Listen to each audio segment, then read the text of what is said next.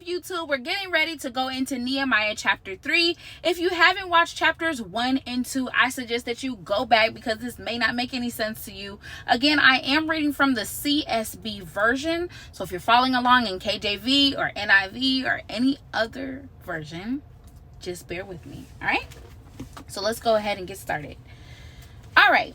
We know in the end of 2, just a really quick recap. We know in the end of chapter 2, it kind of ended off with people mocking him, which we all know was Sanballat, Tobiah, and Geshem. They were all mocking Nehemiah's efforts to want to rebuild the wall. All right. Chapter 3, verse 1 says, the high priest Eliashib and his fellow priests began rebuilding the sheep gate. They dedicated it and installed its doors. After building the wall to the Tower of the 100 and the Tower of Hananel, they dedicated it. The men of Jericho built next to Eliashib, and next to them Zakur son of Imri built. The sons of Hassenah built the fish gate. They built it with beams and installed its doors, bolts, and bars. Next to them, Meremoth son of Uriah, son of Hakaz, made repairs. Beside them, Meshullam son of Berechiah, son of Meshabel, made repairs. Next to them, Zadok, son of Baanah, made repairs. Beside them, the Tekoites made repairs, but their nobles did not lift a finger to help their supervisors. Joiada, son of Paseah, and Meshullam, son of Besodeiah, repaired the old gate. They built it with beams and installed its doors, bolts, and bars. Pausing really quick. It's very clear that this chapter is talking about the efforts to rebuild the wall. So it's talking about the different parties, what part of the wall that they built, what part of the wall that they dedicated, what did they do with it, how did it work? You know, it's kind of a who, what, where, why, when, right? All right, so just follow along with me. So it says, next to them, the repairs were done by Melatiah the Gibeonite, Jadon the Meronothite, and the men of Gibeon and Mizpah, who were under the authority of the governor of the region west of the Euphrates River. And y'all forgive me, I don't know these names, so if I'm not pronouncing them right, bear with me. After him, Uziel son of Harhiah the goldsmith made repairs, and next to him, Hananiah son of the perfumer made repairs. They restored Jerusalem as far as the broad wall. Verse 9 says, next to them, Raphiah son of Hur, ruler of half the district of Jerusalem, made repairs. After them, Jediah son of Harumath made repairs across from his house. Next to him, Hattush the son of Hashabniah made repairs. Malchijah son of Harim and Hashub son of Pahath Moab made repairs to another section, as well as to the Tower of the Ovens. Beside him, Shalom son of Halohesh, ruler of half the district of Jerusalem, made repairs, he and his daughters. So, not only men, there's some women working too. Hanun and the inhabitants of Zanoah repaired the valley gate. They rebuilt it and installed its doors, bolts, and bars, and repaired 500 yards of the wall to the dung gate. Malchijah, son of Rechab, ruler of the district of Beth Hakerem, repaired the dung gate. He rebuilt it and installed its doors, bolts, and bars. Shalun, son of Kol-Hose, ruler of the district of Mizpah, repaired the fountain gate. He rebuilt it and roofed it. Then he installed its doors, bolts, and bars. He also made repairs to the wall of the pool of Shelah near the king's garden, as far as the king's stairs. He also made repairs to the wall of the pool of Shelah near the king's garden, as far as the stairs that descend from the city of David. After him, Nehemiah, son of Azbuk, ruler of half of the district of Bethsur, made repairs up to a point opposite the tombs of David, as far as the artificial pool in the house of the warriors. So again, I'm pausing. As you can see, this is not 1, 2, or 3 people building this wall.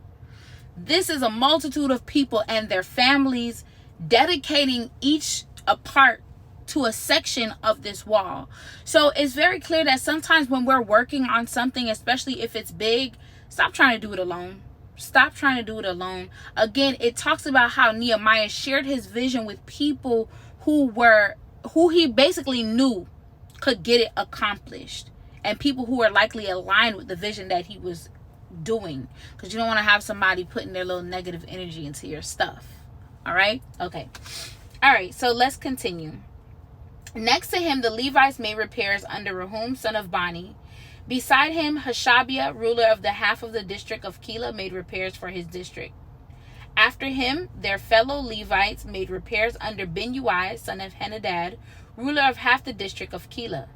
Next to him, Ezer, son of Jeshua, ruler of Mizpah, made repairs to another section opposite the ascent to the armory at the angle.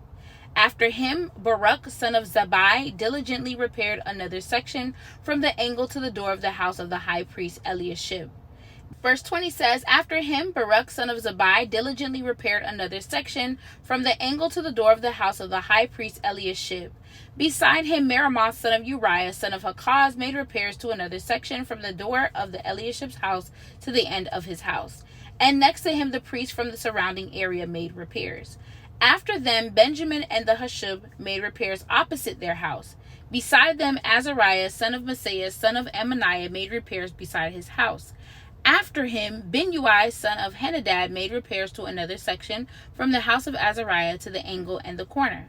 Palal, son of Uzai, made repairs opposite the angle and the tower that juts out from the king's upper palace by the courtyard of the guard. Beside him, Pedaiah, son of Parash, and the temple servants living on Ophel made repairs opposite the water gate toward the east and the tower that juts out. Next to him, the Tekoites made repairs to another section from a point opposite Great Tower that juts out as far as the wall of Ophel. Each of the priests made repairs above the horse gate, each opposite his own house. After them, Zadok, son of Immer, made repairs opposite his house. And beside him, Shemaiah, son of Shechaniah, guard of the east gate, made repairs. Next to him, Hananiah, son of Shelemiah, and Hanun, the sixth of Zalaph, made repairs to another section. After them, Meshullam, son of Berechiah, made repairs opposite his room. Next to him, Malchijah, one of the goldsmiths, made repairs to the house of the temple servants and the merchants opposite the inspection gate, and as far as the upstairs room on the corner. The goldsmiths and merchants made repairs between upstairs room on the corner and the sheep gate. And that is the end of chapter 3. I do want to go a little bit into the background of chapter 3. All right, so let's get a little bit more background about chapter 3. It says Nehemiah was able to motivate a diverse group by assigning them to sections close to their homes if they lived in or near Jerusalem, or by giving them responsibility over specific sections. This decision demonstrates careful planning and great organizational ability. So Nehemiah was a genius. He made it easy for people by saying, hey, if you live in or near Jerusalem, just repair the part that is close to your house. So you don't even have to travel far. Just go across the street and repair whatever you need to repair that's close to your house. This way, everybody's working, right? And getting the job done without having to go out of their way or do stuff that just wouldn't make sense. Nehemiah strategically planned this out. It says over 40 sections of the wall are specifically mentioned. The first section was attended to by Eliashib, the high priest, the son of Joachim, and the grandson of Jeshua, who traveled from Zerubbabel and the first group of exiles to Jerusalem. He led a group of priests to rebuild the sheep gate, the area where the sheep were brought to be sacrificed, and the wall up to the Tower of 100 and the Tower of Hananel. This northern section of the wall was nearest to the temple, and the towers were especially important for defensive purposes. Again, Nehemiah from the beginning has been very inconspicuous and strategic. Those are the words that I can give him right now. From a person who started out weeping and mourning behind the situation and praying to God, then he asked God for guidance on what to do. Then he was able to get the king Artaxerxes to bless him with all of these different things that he needed, whether it was a letter, whether it was him getting access to timber. And then he came into this section where he is now assigning sections to a group of diverse people to get the job done. It says over 40 sections of the wall were specifically mentioned in this chapter. And I know sometimes it seems tedious reading through parts of the Bible like this, but it's so important because it's a part of the bigger story. It's really a part of the bigger story, showing how much work was put in by how many different families, what they did, how it was done. It's really important so that when we get to the end, we know that this wasn't just Nehemiah's thing. Though it was his vision, it took so many people to put it together.